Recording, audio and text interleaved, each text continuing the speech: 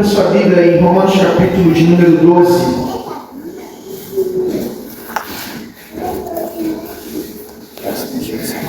Versículo 1.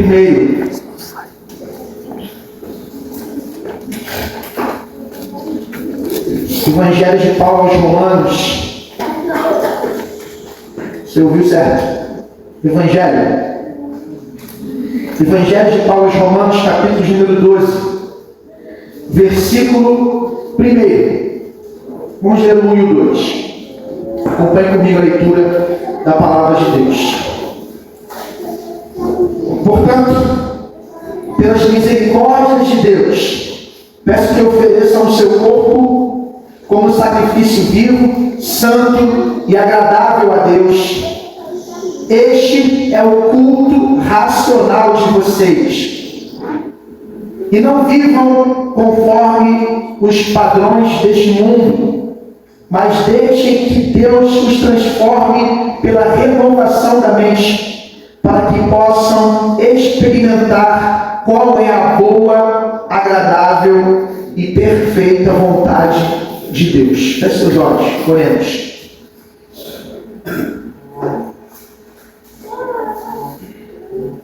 Eterno Deus e Pai, em nome de Jesus Cristo, o seu Filho amado, nosso Senhor, por meio do teu Santo Espírito nós oramos, clamando a Ti nessa noite a iluminação da nossa mente, dos nossos olhos espirituais, para compreendermos o teu Evangelho um pouco mais nessa noite. Ó Senhor, nós já fomos iluminados, nós estamos em Cristo, mas é justamente pelo fato de já estarmos em Cristo e termos os olhos abertos, nós precisamos da Tua visão. Ó Pai, faz-nos perceber a grandiosidade do Teu Evangelho nessa noite. Que a Tua igreja venha a ser edificada, que o Teu nome receba honra e glória eternamente, e que incrédulos, ao ouvirem esta palavra, possam crer em Jesus Cristo, o Salvador e Senhor. É no nome dele que nós oramos. Amém. Amém.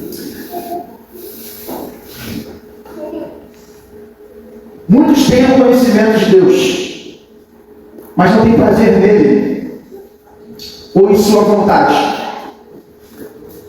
As corujas têm olhos para perceber que há um sol, mas por causa da fraqueza de sua visão, não têm prazer em olhar para um raio dele. Nem pode um homem, por natureza, amar ou deleitar-se na vontade de Deus por causa da sua corrupção moral. Essas palavras são de um teólogo puritano inglês chamado Stephen Charnock. E reflete muito bem uma coisa que nós podemos perceber em toda a Bíblia e na nossa realidade nesse mundo à nossa volta. Nós, intrinsecamente, ou seja, dentro de nós, em nossa natureza, o que nos é mais comum é não desejar Deus. Lá no fundo, nós não queremos Deus. Esse desejo não flui da gente. Não é uma coisa que a gente produz, que a gente tem, alimenta, retroalimenta, que vai fortalecendo, e vai mergulhando, e vai indo mais fundo. Se nós fizermos um autoexame criterioso, o diagnóstico deverá ser o seguinte: eu sozinho não consigo encontrar prazer nas coisas espirituais. E gente, não há nenhum problema em reconhecer essa realidade. Nenhum problema. O problema começa quando, em reconhecendo, nada procuramos fazer para mudar a realidade. Paulo está iniciando, nesse texto que nós lemos aqui, uma série de exortações, ou seja, uma série de imperativos para a igreja de Roma, dos romanos, após ele trazer muitas explicações sobre o tema central dessa carta, mas também um tema central de toda a Bíblia Sagrada, que é o Evangelho, a boa nova de que em Jesus Cristo pecadores podem encontrar salvação. E essa exposição bíblica, veja, Paulo não está estabelecendo uma teologia do Evangelho nessa carta. Paulo não está fazendo uma análise bíblica ou bíblico-teológica, ele não está filosofando e trazendo informações abstratas, não. Ele está pregando a Bíblia, ele está expondo a Bíblia, trazendo luz à Escritura para os seus ouvintes, expondo e mostrando a glória do Evangelho. E essa exposição começa no capítulo 1, versículo número 16. E vai terminar no capítulo 11, versículo 36. Então, veja, a carta de Romanos, do capítulo 1, versículo 16, ao capítulo 11, versículo 36, é uma exposição, uma pregação, é um anúncio desse santo evangelho que traz salvação. Eu quero pedir você para manter a sua Bíblia aberta na carta de Paulo aos Romanos, e nós vamos caminhar nessa carta. Primeiro você vai ler esse primeiro texto comigo, que é Romanos capítulo 1, versículo 16. E talvez, para que nós possamos ganhar um tempo, você, atenção para a tela, porque a tela vai, de repente, nos dar uma velocidade na leitura. E você que não tem a Bíblia na versão da igreja, que é a nova atualizada, você pode acompanhar ali no telão também a leitura da palavra. Diz assim, Romanos 1,16: pois não me envergonhe do Evangelho, porque é o poder de Deus para a salvação de todo aquele que crê, primeiro do judeu e também do grego. E aí, lá no capítulo 11, você já leu aqui nesse culto, versículos de número 33 a 36, vamos ler de novo, acompanhe o texto da palavra, do 33, 11, 33 de Romanos. Ó, profundidade da riqueza, tanto da sabedoria, como do conhecimento de Deus, como inexplicáveis são os seus juízos, e como insondáveis são os seus caminhos, pois quem conheceu a mente do Senhor, ou quem foi o seu conselheiro, ou quem primeiro deu alguma coisa a Deus, para que isso lhe seja restituído, porque dele, e por meio dele, e para ele, são todas as coisas, a ele seja a glória para sempre. Amém. Então veja, nesse intervalo de argumentações do Romanos 1,16 a Romanos 11,36, Paulo está expondo o Evangelho. E essa reação de Paulo em Romanos 11, do 33 a 36, é uma reação de aleluia, de louvor, mediante a tudo que o Espírito Santo lhe deu para comunicar sobre o Evangelho para essa igreja e para nós. É uma relação de maravilhamento. Porque, gente, uma boa teologia deve terminar com doxologia. Você já aprendeu ali que doxologia é a doutrina da adoração. Porque a boa teologia prepara o povo de Deus para viver a adoração. O fim do conhecimento de Deus é a glória de Deus, é o louvor a quem Deus é. E é o que Paulo está fazendo aqui no final dessa exposição. Para começar os seus imperativos, que vão começar a partir do capítulo 12, versículo 1, e vão até o fim da carta, ou da epístola. Então aqui Paulo está fazendo uma coisa inspirado pelo Espírito. Ele não está apenas trazendo uma teologia do Evangelho, mas ele está pregando, expondo, proclamando o que Deus fez em Cristo Jesus por seres humanos indignos como nós. Um herói, ele, por morrer por uma causa nobre, um herói, quando morre por inocentes, em favor de inocentes, isso gera uma admiração. Vem cá. Vamos parar um pouquinho? Vamos segurar um pouquinho. Já está animado. Você vê isso? Dormiu mais coisa. Aí, filho. A bateria está começando. Ele está começando a processar. O Arthur é meu parceiro. Animado, está rindo. Começar a colocar ele para chorar. Mas segura um pouquinho. Vamos lá. Quando você vê um herói morrendo por inocentes, você vai admirar esse herói. Mas Deus é muito mais do que um herói. Porque Deus morre por indignos na pessoa de Jesus. Deus entregou a sua vida por gente que não merece. Ele é santo. E o santo foi morto no lugar de pecadores. Isso é o Evangelho.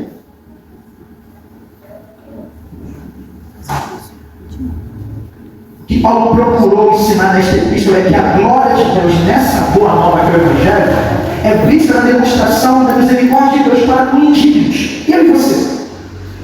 Nós. O Evangelho fala sobre Deus. Deus tem misericórdia de pecadores. Ao encarnar em Jesus Cristo, o Filho de Deus. E esse que é Cristo, Messias, Rei, esse Rei dá a vida. Esse Rei é morto. Esse Rei é humilhado. Esse Rei é crucificado. No lugar dos pecadores, no meu lugar, no seu lugar. E o sangue dele é derramado para cobrir a nossa culpa. E a ressurreição dele é a prova final de que Deus, no seu trono celestial, aceitou esse sacrifício. Um homem inocente morrendo por pessoas culpadas que diariamente estão tropeçando nas suas falhas éticas, morais, existenciais, estão ferindo, estão odiando, estão pagando mágoas, estão sendo ingratas, estão sendo violentas. E o Deus Santo morre por elas, ressuscita para que elas sejam inocentadas e aceitas pelo Pai agora, não como pecadores, não como indignos, mas como filhos amados. Isso é Evangelho. Todo aquele que abandona seus pecados e passa a confiar que Jesus Cristo agora é um acesso a Deus Pai, é em Cristo, somente em Cristo que agora eu posso ter uma comunhão com Deus sem medo de Deus. Deus não tem mais nada contra mim, porque toda a ira dele contra mim foi derramada sobre a vida e o corpo do Filho Santíssimo do Pai, que é Jesus. E quando eu confio em Jesus, na sua ressurreição, nele eu morro, mas também com ele eu estou ressuscitado para uma vida eterna com Deus. Quando eu passo a confiar em Jesus e andar em obediência grata, em submissão alegre, quando eu passo agora a querer as coisas dele, obviamente eu só faço isso porque há alguma coisa por em mim que eu não posso controlar. É a ação do Espírito Santo de Deus me dando nova vida. É o que Paulo está expondo na carta inteira, irmãos. A epístola toda é sobre essa mensagem, que é a mensagem central da Bíblia. Paulo então agora vai trazer uma série de explicações, mas com muitos imperativos. De Romanos 1:16 a Romanos 11:36, ele está trazendo um monte de explicações, doutrinas, ensinos. Ele está trazendo uma série de indicações, mas também trazendo imperativos. Olha, você tem que fazer isso, olha, você tem que andar assim, olha, você tem que praticar dessa maneira. E quando ele, a partir do versículo 1, capítulo 12, até o final, ele traz uma série de imperativos, ele também está mostrando muitos indicativos. Então ele ensina, exorta, ele explica e ele traz imperativos, ou seja, ele diz, faça agora dessa forma, a partir do que você aprendeu. E ele está dizendo assim, irmãos, portanto, bota para o capítulo 12, versículo 1. Portanto, irmãos, veja, isso geralmente olha o texto, olha o texto correndo, irmãos, quem decorou fala de uma maneira assim, ó, sem refletir. Mas perceba agora, portanto, irmãos, não é portanto Timóteo, como nós estávamos expondo até o último domingo. Não é portanto Tito, é portanto irmãos, é um recado para um povo. Estamos começando hoje uma série de sermões expositivos temáticos. Nossa prática hoje tem sido pregar a Bíblia toda e ver o Evangelho em toda a Bíblia. Mas agora estamos nesse mês tratando de um tema chamado culto público. Para que a nossa membresia, quem nos visita, possa saber para onde estamos indo como igreja, qual é a nossa visão bíblica do culto, porque para nós isso agora tem a ver com o que nós somos chamados a viver até que Jesus volte. Todo primeiro dia da semana, nós chamamos esse dia de Dia do Senhor. Sabe por quê, irmão? Porque no primeiro dia da semana, Jesus foi levantado dentre os mortos. E se Ele foi levantado, nós estamos agora de pé com Ele. Nós estamos livres do pecado. E podemos vir no primeiro dia da semana com uma alegria e cantar e dizer: a Ele é glória, a Ele é glória para sempre. Amém. Aleluia. Você percebeu que o culto é todo intencional para você perceber para onde estamos indo? Porque você vai ter na série esse mês. O culto é formativo. O culto é tanto para edificar, ou melhor, é tanto para glorificar a Deus quanto para edificar a igreja. E o culto mediado pela palavra, centrado na palavra, traz a edificação espiritual para o povo de Deus. Veja, você ouviu um pergunta que diz que em espírito e verdade te adoramos. Porque a adoração aqui não é uma adoração íntima. Você não está aqui para ter um tempo com Deus. Feche seus olhos, esquece que está do seu lado, vamos apagar as luzes, você não vê ninguém. E saiu você tem como fazer onde? Todo dia, no seu quarto, e faça, por favor. Porque disso vai depender a maneira como você vai adorar corporativamente. Se você não tem secreto, dificilmente a adoração do tempo vai fluir. Agora, irmão, quando você está aqui, tem momentos de fechar o olho, tem momentos de abrir o olho. Tem momentos de você pensar que eu estou sozinho, em algum momento, ou melhor, grande parte desse momento aqui nesse lugar estamos juntos. Cantamos juntos, oramos juntos, vemos a Bíblia na ceia juntos, vemos a Bíblia no batismo juntos, ouvimos a palavra de Deus juntos. E Paulo está dizendo para a igreja: portanto, irmãos, pelas misericórdias que eu apresentei ao longo de toda essa exposição bíblica, as misericórdias de Deus, o centro do Evangelho, por elas, eu peço uma coisa: ofereçam o corpo de vocês como sacrifício. Mas aqui não é um sacrifício literal. Aqui não é um sacrifício onde você se corta, se mutila. Você não precisa mais subir escada de joelho. Você não precisa pagar promessa nenhuma. Você não precisa dar voto de dinheiro nenhum. Não precisa ofertar dinheiro. Você não precisa ofertar nada. Apenas ofereça o teu corpo, ou seja, toda a sua existência, toda a sua vida, como sacrifício espiritual, vivo, santo e agradável a Deus. Façam isso juntos. Paulo vai dizer, capítulo 12, versículo 1, coloca por favor, carinho. Este é o culto racional de vocês. É o meu culto racional? Diga, é o nosso culto racional. É o nosso culto racional. Agora, como é que Paulo chegou a esse entendimento? Dá alguns minutos, por favor.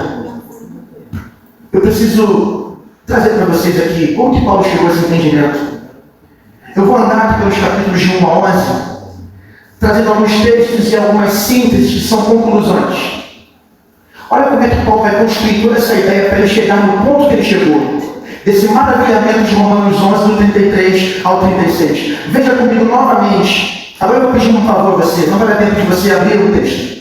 Então esquece um pouquinho o texto na Bíblia na sua mão. Fica com ela na mão. Mas eu vou colocar a Karine agora. Atenção, Karine. Você vai me acompanhar. Romanos 11, 16 de novo. A gente vai ler os 16 e 17. Atenção agora.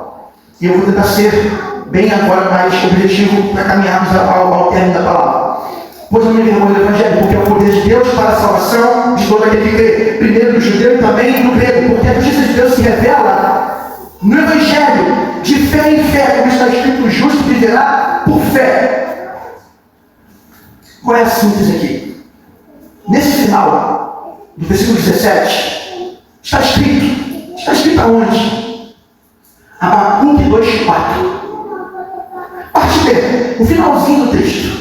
O justo viverá pela fé. É interessante como o apóstolo é o leitor da Bíblia. É interessante que ele vai começar a apresentar o Evangelho e logo no início ele cita o profeta Abacuque. O justo viverá pela fé. Qual é a síntese, irmãos? O Evangelho revela a justiça de Deus. Essa boa nova anuncia, demonstra como Deus é justo. E essa justiça se manifesta na vida daquele que crê em Jesus Cristo. Como alguém pode se apropriar da justiça de Deus? Resposta: através da fé em Jesus Cristo. Entrega a tua vida para Jesus. Entrega o teu caminho ao Senhor. Confia nele e ele tudo fará. E você será uma pessoa nova. Romanos 2, 29. Atenção. Acompanha na tela comigo. Romanos 2, 29. Porém, o judeu é aquele que o é interiormente.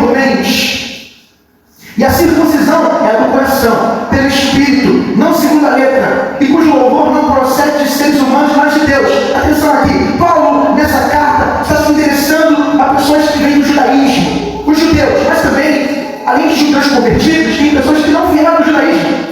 São pessoas que vêm de vários lugares, da própria Roma. São pessoas que são da Pérsia, são de outros lugares, da Espanha. Pessoas que são de outras regiões, de outras experiências religiosas, que a Bíblia vai chamar de gentios.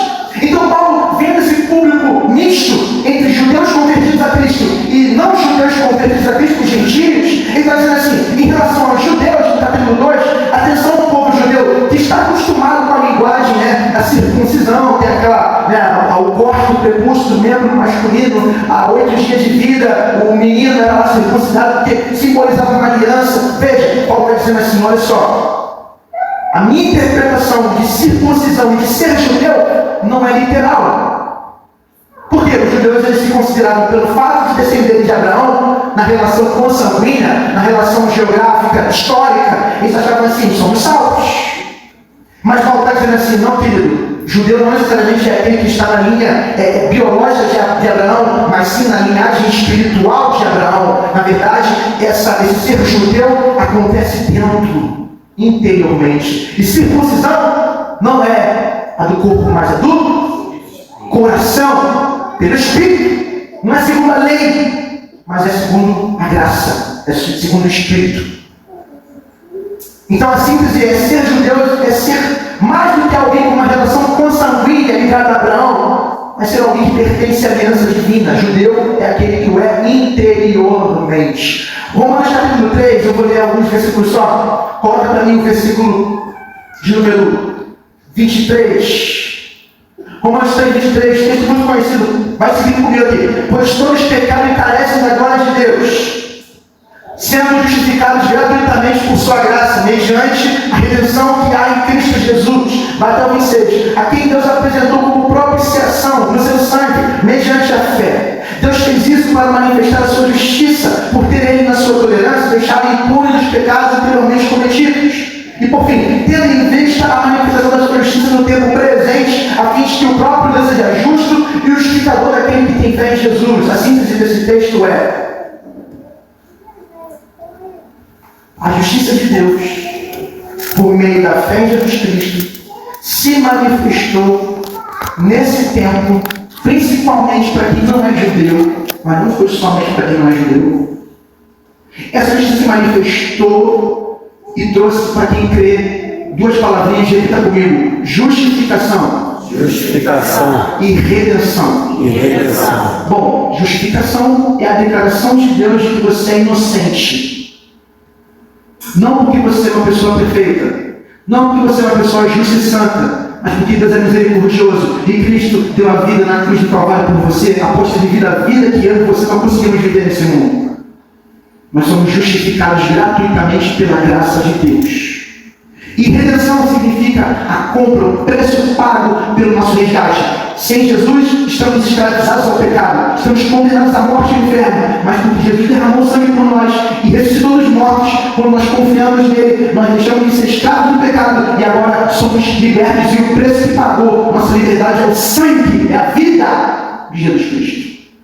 Você pode dizer aleluia? Aleluia. Bom, capítulo 4. Vai acompanhando o telão aí. Olha, Paulo está construindo aqui uma exposição, está mostrando. Viu, judeu?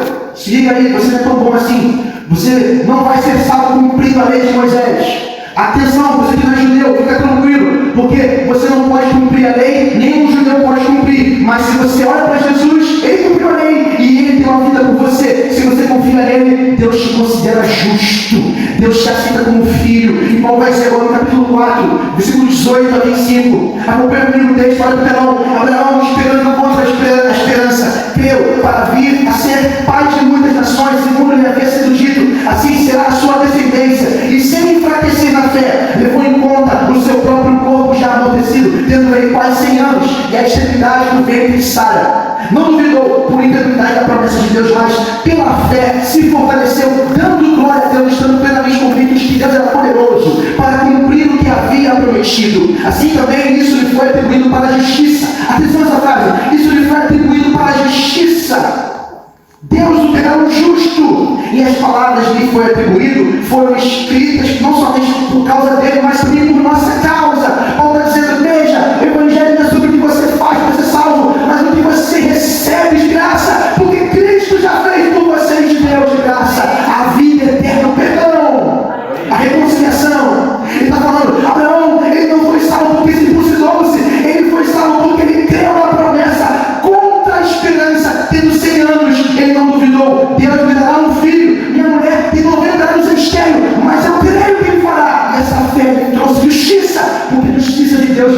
das obras, vem pela fé. Amém. Qual é a síntese? Qual é a síntese? Vamos ler o texto, vai entender o texto.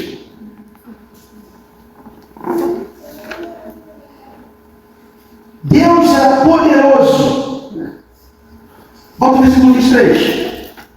E as palavras que foi atribuído foram escritas não somente por causa dele, mas também por nossa causa, visto que a nós igualmente nos será atribuído, a saber, a nós que cremos naquele que ressuscitou dentre os mortos, a Jesus, nosso Senhor, o qual foi entregue por causa das nossas transgressões. Vamos ler juntos em voz alta esse texto. Diga assim: o qual foi entregue por causa das nossas transgressões e ressuscitou para a nossa justificação. Ou seja, quem descende de Abraão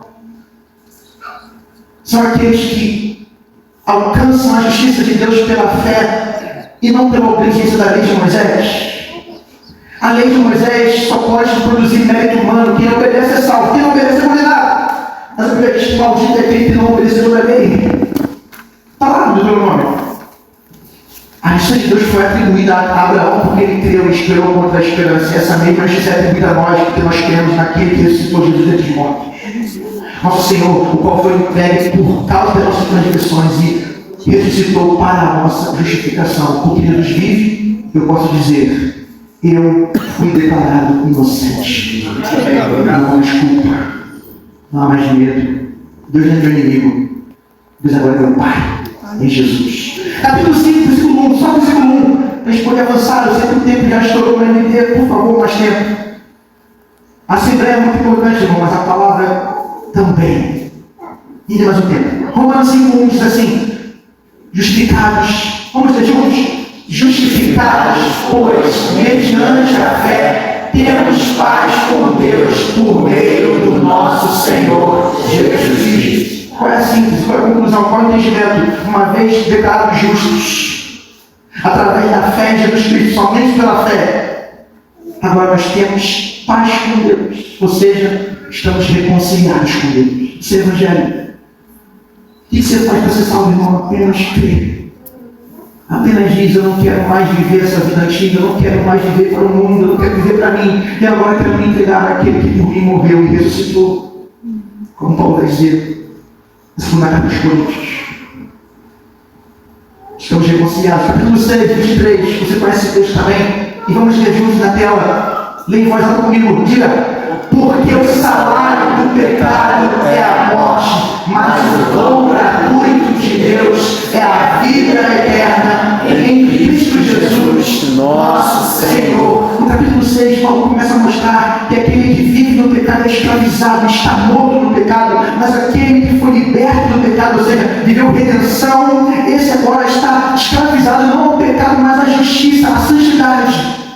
Anda agora em novidade de vida, porque foi sepultado com Jesus no batismo e ressuscitado pela fé para agora andar numa nova realidade de vida. E aí diz a palavra, sintetizando: o salário do pecado é a morte, mas, veja, salário, recompensa do trabalho, dom gratuito, um presente, uma dádiva.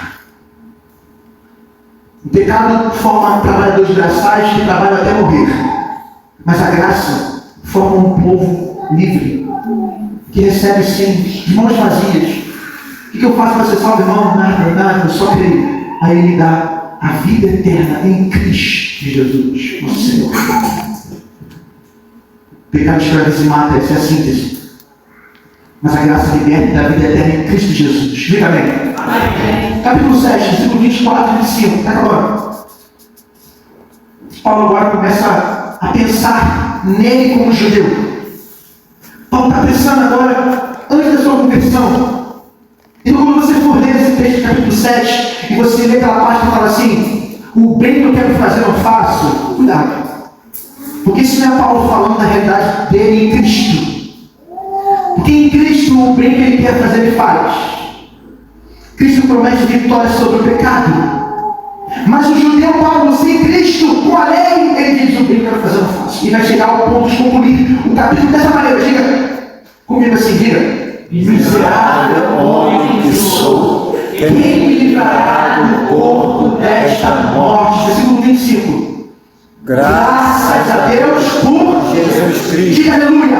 Aleluia. Continua. Nosso Senhor, de maneira que eu, de mim mesmo, com a mente, sou escravo da lei de Deus, mas segundo a carne, sou escravo da lei do pecado. Ao relembrar a sua conversão, essa é simples. E faz uma análise do seu estado naquele tempo. Um homem escravo da lei na mente, mas na carne, escravo da lei e do pecado. Assim é os judeus em a conversão a Cristo. Paulo está mostrando assim, você está vendo os judeus não crendo no Evangelho? É por isso. Eles têm a lei na mente, mas a vida deles, o corpo deles está escravizado ao pecado. Capítulo 8. Depois você lê com calma. Romanos 8, do 31 ao 39. É um louvor. Paulo se espanta com essa graça e vai escrever um louvor. Depois você lê com calma. Não dá tempo de a gente ler. Mas vamos ler só os primeiros versículos, do 31 até mais ou menos 33. Acompanha comigo a leitura, eu vou ler para ganhar o tempo. Que diremos então à vista destas coisas? Se Deus é por nós, quem será contra nós? Aquele que não poupou o seu próprio filho, mas por todos nós o entregou. Será que não nos dará graciosamente com ele todas as coisas? Quem tentará a acusação contra os eleitos de Deus? É Deus quem nos justifica. Quem nos condenará? É Cristo Jesus quem morreu, ou melhor, quem ressuscitou, o qual está à direita de Deus e também intercede por nós. Se você continuar o texto, ele vai falar: quem nos separará do amor de Cristo? Olha para o lado. Pergunta para a pessoa que está perto de você: quem pode nos separar do amor de Deus? A pergunta. Sabe qual é a resposta? Ninguém. Paulo vai terminar essa vez dizendo: nem a morte, nem a vida, nem os anjos, nem os principados, nem as coisas do presente, nem do porvir, nem os poderes, nem a altura, nem a profundidade, nem qualquer outra criatura poderá nos separar do amor de Deus que está em Cristo Jesus, nosso Senhor. Assim dizer, Deus é por nós. O Evangelho diz: Deus é por você, meu irmão. Deus não poupou o seu filho, então Ele não vai poupar nada para te dar vida, para te dar alegria. Deus está no teu time. O problema do Brasil é que não tinha o Haaland, não. Mas no nosso time o Haaland joga, é atacante, sozinho na área para fazer os gols. Deus é o artilheiro. Deus é o campeão, Deus é o vencedor, Deus triunfa, Deus dá vitória, Deus renova tudo, Deus é bondoso, misericordioso, amoroso, todo bondoso, todo bom. Deus é isso e está disponível para vocês, dizendo: olha, venha para essa família, porque se eu estou com você, nada poderá ser contra você, nem o inferno pode se levantar, porque Jesus já venceu a morte e o inferno quando Ele ressuscitou dos mortos. Amém. Romanos 9. Eu vou fazer melhor, eu vou parar aqui. Aí quem é teólogo fala: espertinho, parou em Romanos 9, da polêmica calvinista, arminiana. É quem não está ligado nesse assunto, pastor, e daí? Você pensa não. Mas capítulos 9, 10 e 11, eu só vou ler para vocês síntese. Você lê o texto. Isso é para instigar você, irmão. Lê a Bíblia. Porque tudo que eu estou falando aqui é para te mostrar para onde Paulo chega. Paulo está escrevendo tudo isso para culminar em Romanos 11, versículo 33 e 36. Mas olha quanta coisa o Espírito foi dando para ele. E Paulo vai começar a perceber: hoje os judeus precisam de salvação. Se eu pudesse, eu perderia a salvação para que eles pudessem ser salvos. Não há vida sem Jesus, eles estão perdidos e negaram o Messias. E assim, o capítulo 9 é: muitos não são salvos porque buscam a absolvição da própria culpa por meio das obras, por meio de ser religioso, por meio de crer na lei de Moisés e viver essa religião judaica. Essa tentativa de obedecer a lei de Moisés, eles caem na pedra de tropeço, na rocha de ofensa que é Jesus Cristo, que vem lá de Sião. Paulo vai de novo citar o Antigo Testamento, da Escritura, mostrando que eles estão escravizados com aquele que é a rocha da salvação. No capítulo 10, ele continua pedindo para que a igreja tenha misericórdia dos judeus e vai dizer assim: olha, eu desejo que eles sejam salvos. Ele abre um capítulo falando sobre isso. É nesse capítulo que ele vai dizer que a fé vem pelo ouvido e pela palavra. Na verdade, o que vai dar salvação é a ação do Espírito Santo no pecador através da palavra de Deus sendo pregada. E ele vai mostrar que, olha, Ninguém vai receber a salvação pela própria justiça, mas submetendo a justiça que vem de Deus. E essa justiça só pode se receber por fé. Judeu, você só pode receber a justiça do alto pela fé em Jesus Cristo. Mas muitos não entendem. Versículo 11, o Espírito Santo dá uma revelação para Paulo, mostrando que, na verdade, os judeus vão se salvar sim. Porque muitos dos judeus, muitos que são o povo de Deus, no final, haverá uma conversão de judeus em massa. No final, muitos eleitos, segundo a aliança de Abraão, também serão eleitos pela aliança do Espírito e vão crer e vão encontrar salvação. Quando ele percebe que, na verdade, o que Deus tem feito ao longo dos tempos é manter os judeus na incredulidade, para que o Evangelho se espalhe pelo mundo, e gentios, não judeus, possam sair da incredulidade. Quando ele percebe que a queda dos judeus, na verdade, representou a redenção dos não-judeus, e que no final, o exemplo dos não-judeus vai gerar um ciúme, e muitos judeus voltarão para o caminho e encontrarão salvação, e ele vai reunir todo o seu povo. Quando ele percebe que há um plano de Deus nisso, há um propósito de Deus em tudo isso, ele termina citando essa grande doxologia que nós lemos hoje, Romanos 11, 33 a 36. Ó a profundidade das riquezas, tanto da sabedoria quanto do conhecimento de Deus. Caminhos insondáveis. E aí, irmãos, eu termino a palavra, caminho no final, agora dizendo assim, versículo 35 de Romanos 11. Ele está citando Jó, capítulo 41. Nós lemos hoje, não foi? Jó 41, 11. Ou quem deu primeiro alguma coisa a Deus para que isso seja restituído? Paulo não está falando isso da boca para fora, porque a adoração, atenção igreja, a adoração, ela tem que ser mediada pela palavra. Paulo está adorando e está citando a Escritura. Nós estamos reunidos para cantar a Bíblia, cantar a palavra. E a adoração começa a ser mais profunda quando ela é mediada, quando ela é conduzida pelo Espírito por meio da palavra. E vai dizendo assim, irmão, o que você está dando para Deus que não seja dele?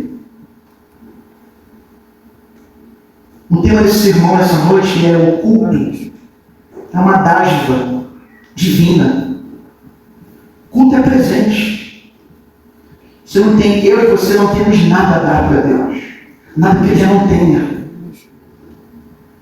Então, se você tem alegria em cantar para Deus, entenda, isso vem dele. O culto é dádiva. O culto é a expressão da graça. Veja, nós não temos nada. O que nós só podemos dizer é, porque dele, 36, porque dele e por meio dele e para ele são todas as coisas. O seu talento, o seu tempo, a sua renda, a sua família, o seu casamento, a sua sabedoria, tudo, todas as coisas são dele. Todas as coisas vêm por meio dele. Todas as coisas existem para ele. Algumas aplicações.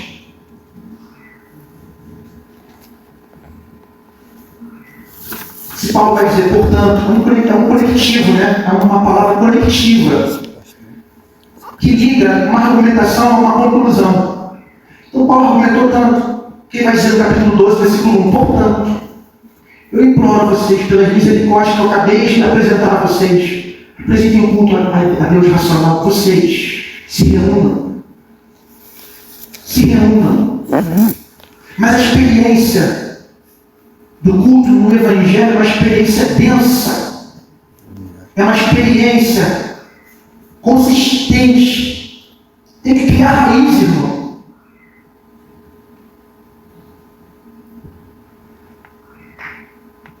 A igreja não é um lugar onde nós vamos para nos entreter. O entretenimento acabou há poucas horas. Acabou, irmão. Acabou a Copa do Mundo. Daqui a 4 anos tem outra. Futebol vai passar. Teu trabalho vai passar. Teu casamento vai passar. Tua saúde vai passar. Mas tem uma coisa que não vai acabar nunca. O culto ao Deus que tudo fez e que tudo restaurou em Cristo Jesus. Culto público é um ensaio para a eternidade com Deus. O culto público é uma preparação da minha e da sua alma para o dia em que veremos o Cordeiro que nos salvou face a face.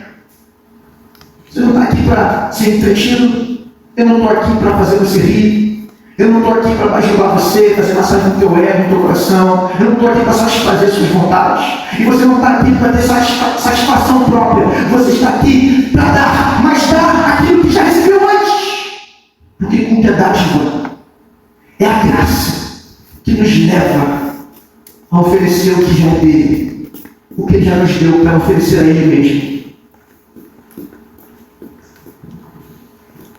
Segunda aplicação para nós, mediante essa gloriosa revelação do Evangelho, que nos conduz à visão bíblica do culto, que não nos impede de cultuar, a não ser questões muito pontuais. E não dá para saber, a árvore se faz pelos frutos, dá para perceber, numa caminhada natural. Tem pessoas que o culto é como ir ao shopping, é como ir ao clube. Se der eu vou, se não der eu vou, tudo bem, irmão, não estou aqui para ajudar ninguém. Eu digo para você, a Bíblia não nos apresenta dessa forma. Portanto, apresenta o corpo de vocês, apresenta a vida de vocês em sacrifício. Esse é o culto de vocês, cultuem. Deus fez tudo por você em Cristo. Deus te deu tudo. Deus te salvou. Deus te deu vida. Portanto, agora devolva cultuando, devolva dando glória, devolva adorando, devolva agradecendo, devolva louvando. Vai ensaiando, meu irmão, todo domingo, vai ensaiando, porque um dia a adoração não vai acabar nunca. Por que nos reunimos no domingo? Porque esse culto forma quem nós somos em Cristo. Porque esse culto cria identidade cristã. Porque esse culto é a reunião dos salvos, que não salvos são bem-vindos a entrar para serem salvos e passarem a cultuar conosco. Como diz John Piper, a adoração é um fim em si mesmo. O fim da missão, adoração. O fim da adoração é adoração. Porque é sobre o objeto da adoração que é Deus. Ele merece. Nós somos ingeridos, mas Jesus nos trouxe a divindade dele para que nós pudéssemos agora adorar aquele que é digno. E Deus é digno de toda a honra, toda a glória, todo o louvor da sua igreja. Amém.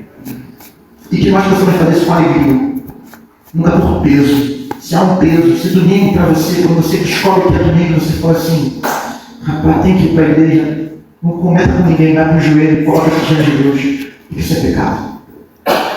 Culto é dádiva, é a alegria, é um privilégio. Essa palavra possamos abençoar, está introduzindo o tema hoje, irmãos. Semana que vem a gente vai mergulhar mais fundo e compreender o que Deus tem a dizer sobre culto público. E você, nos diz que porque você não crê ainda no Evangelho, ou não creu, ou não deu esse passo importante na fé, você é convidado. Essa dádiva também pertence a você se você crer. O que você tem que fazer é deixar os pecados, deixa os pecados. Diga assim, eu não quero mais a vida anterior a Cristo, eu quero a vida agora após Cristo, eu quero ser salvo. Confie em Jesus. Ele te salva agora pela fé, se você crer. Amém. Você é salvo. Paulo vai dizer isso em Romanos capítulo 10, com nós, com a tua boca confessar Jesus Cristo como seu Senhor. E no coração você entender que Ele te deu vida e ressuscitou os mortos por você. Você é salvo. Receba a salvação em nome de Jesus. Amém. Caso você queira entender mais, nos procure no final. Nós queremos te abraçar, nós queremos orar por você, te conduzir na fé, para que você cresça, se torne também povo de Deus. Esse povo que vai cultuar e adorar para sempre. Amém. Vamos orar.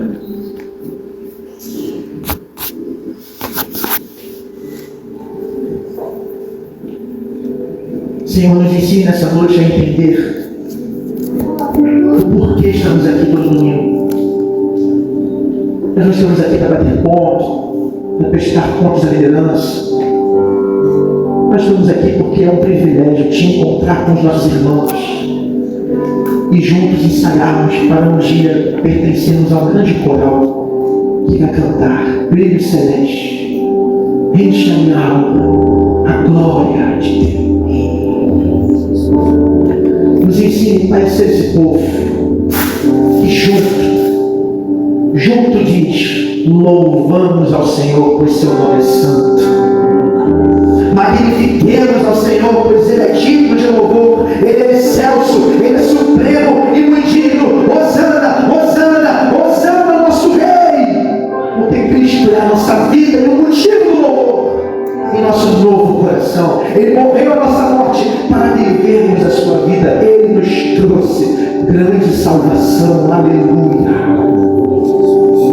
Senhor, que esse lugar seja um lugar discipulado e um posto avançado do reino dos céus, onde pessoas indignas entram aqui e saem daqui cada vez mais brilhando com glória de Deus, que é refletido na face de Cristo, que também pode ser refletido na nossa face.